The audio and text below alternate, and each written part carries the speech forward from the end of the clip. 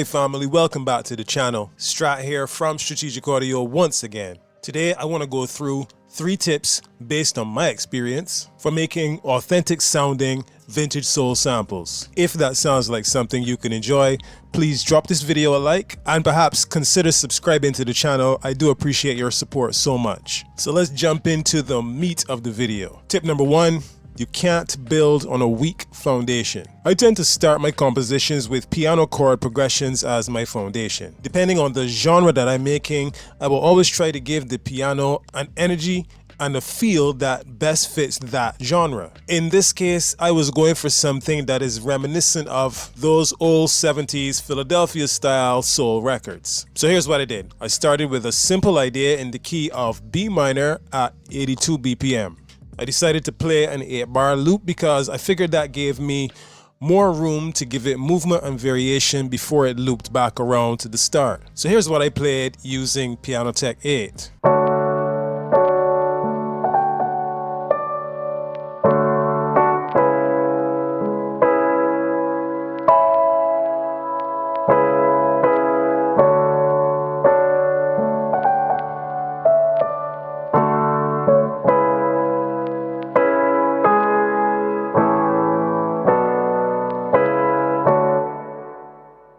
Alright, let's go through the basic chord structure. It starts here on a D major 7 and then goes here to a D flat minor 7 and then back to a D major 7 and a D flat minor 7.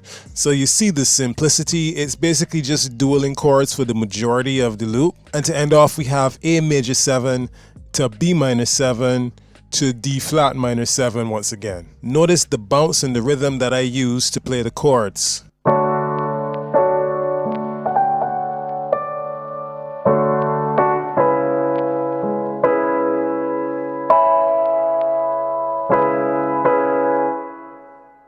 This is a style that I have, and I'm sure many of you have heard before, that is pretty common to this genre and this style of record. I think it gives it a bit of an emotional feel, although that could also be from the use of 7th chords. Now, I didn't just play these chords straight, obviously. I sprinkled some melodic flourishes here and here. I added an octave up chord layer right here.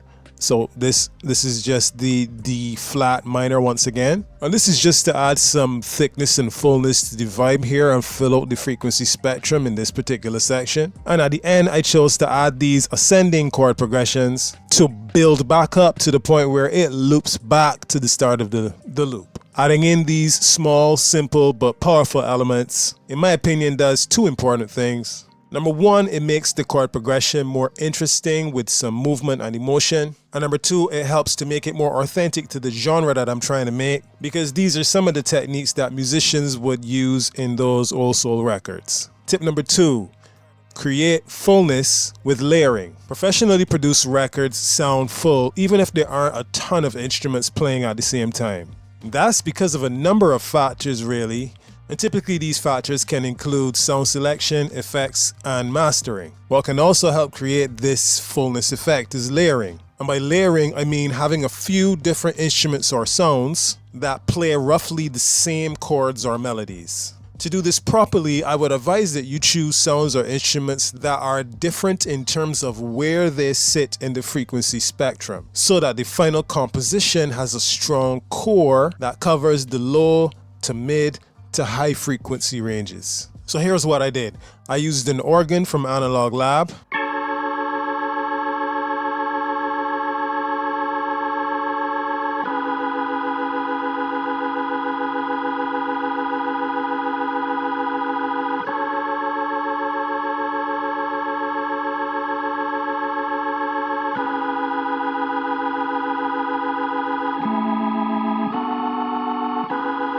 Some vocals from Omnisphere.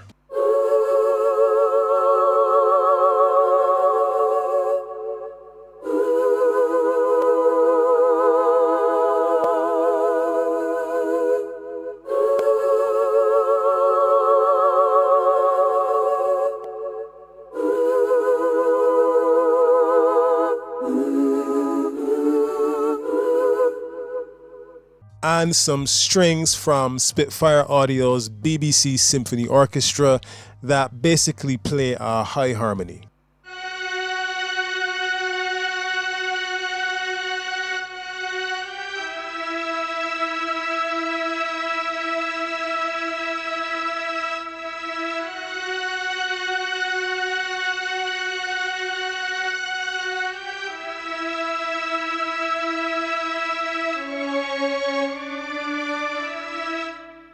Now these layers don't play the same cadence or rhythm as the piano. The piano in this way stands out as the driving force behind the overall composition. Now in terms of layering, lastly, I added this bass line using Moto Bass 2.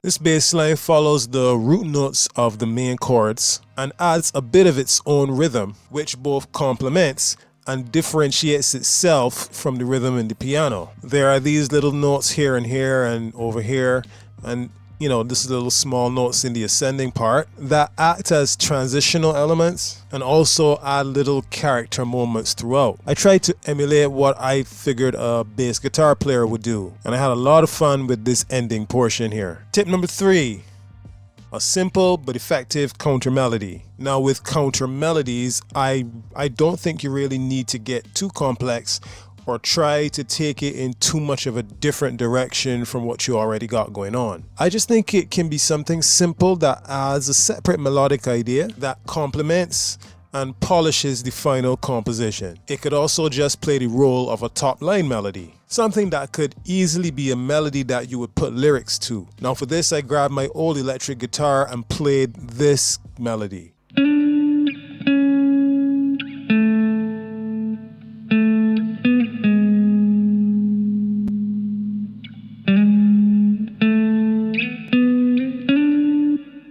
Now we put all of these elements together, do a little magic mixing and mastering and arranging and all that, and you get this.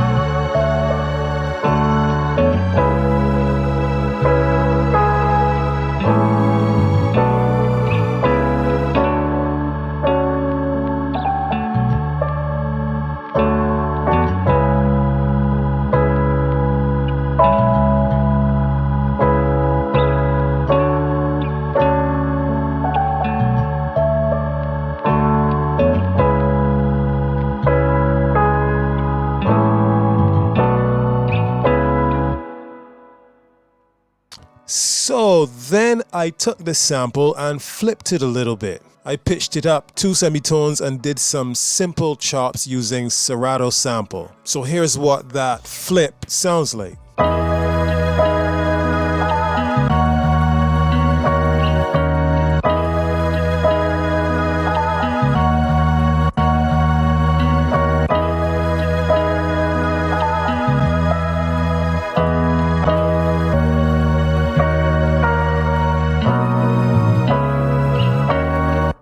And to top it all off and turn it into a beat that you hopefully could hear someone rapping on, I added some drums. And here's what the final beat sounds like.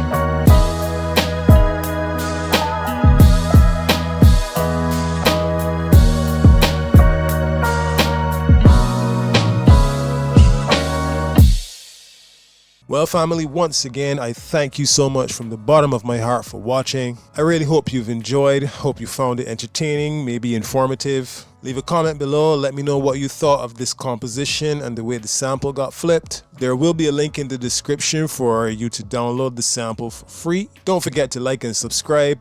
Peace, and I'll see you in the next video.